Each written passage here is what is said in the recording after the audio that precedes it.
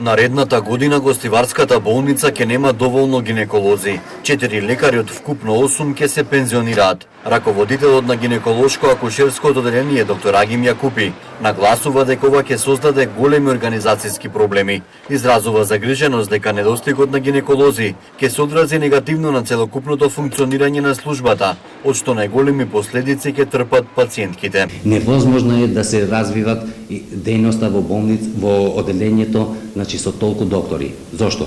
Значи секоја вечер, втора вечер треба да спиеме во болница. Значи, кој ќе развива оперативна работа, кој ќе раѓа, кој ќе оди дома после дежурство, значи организационно ќе бидеме голем проблем ќе биде за нас.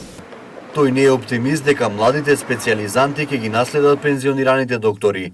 Тие веќе бараат работа во приватните болници или во странство, за подобра плата и услови, затоа што државата не ги стимулира доволно, за да се вработаат во јавното здравство. Јас мислам дека проблемот не е кај младите што немаат волја, него младите што завршуваат си го гледат патот на интересот, значи за подобар живот и за подобри услови.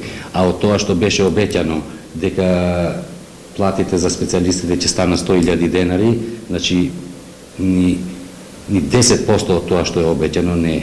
Значи како мислат понатамо да ги стимулира докторите да останат тука, мене не ми е јасно. Инаку на гинеколошко-акушерското одделение при гостиварската болница годишно се вршат околу 700 породувања.